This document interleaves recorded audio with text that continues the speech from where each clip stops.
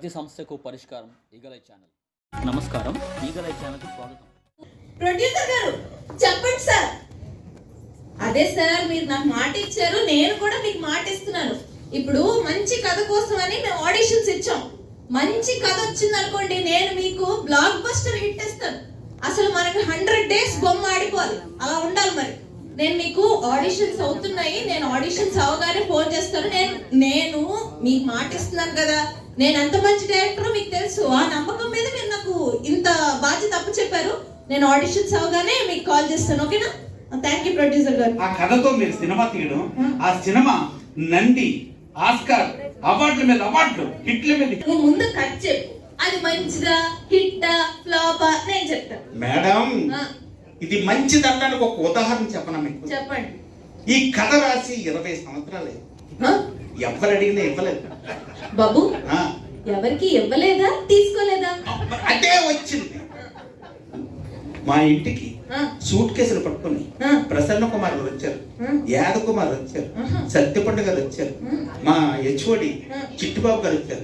నాకు ఇచ్చి కట్ట తీసుకోవాలి. ఇవ్వలేదండి, ఇవ్వలేదు. ఎందుకంటే మేడం, జోషిత మేడం పలు డబ్బులు కోట్లు కోట్లు నిర్మాతలను పిలిచి సన్మానం చేస్తారు. ఈ కోట్ల కదండి, బయట 15 ఇదే.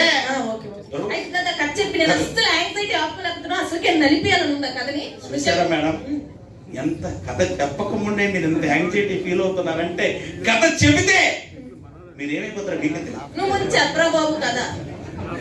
జాగ్రత్తగా వినండి మేడం. హీరోయిన్ ప్రేమిస్తారు. ఇంతకీ హీరో ఎవరు?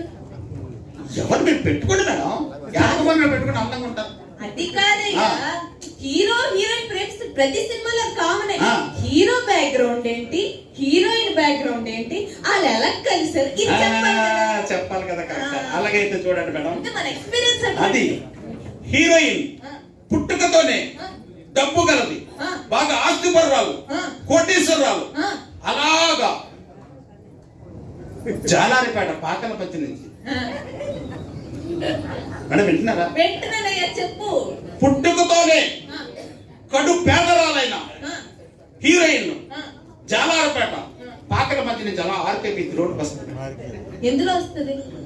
ఆడిగారు బాబు, అర్థమవుతుందా నువ్వేమన్నావు? పుట్టుకతోనే కట్టు పేదరాలు, అంతేనా? అది జాలారిపేట నుంచి ఆర్కేపీ ఆడిలో వస్తుందా? నీకు ఏమండి, డబ్బు ఉన్న హీరోయిన్ ఎప్పుడైనా ఆడికారులు వస్తుందండి. డబ్బు లేని పేదరాలు ఆడికారులు రావడమే ఈ కథలో ట్విస్ట్. మధ్యలో ఆపుతాడు మేడం. లాసెన్స్ పే కాలనీ నుంచి పుట్టుకతోనే కోటీశ్వరుడైన హీరో షేర్ ఆటోలో అలా ఆర్కేపించారు.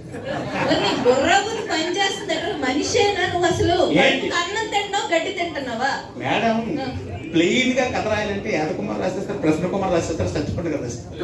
ట్విస్ట్లు రాయాలంటే రంగారావు ఒకడే రాయగలరు. అయితే పుట్టుకతోనే ధనవంతుడైన హీరో షేర్ ఆటో మీద అలా ఆర్కేపీకి రోడ్డుకి వస్తారు. Auto Audi car, auto Audi car, అంటే చిన్న స్లైట్ యాక్సిడెంట్.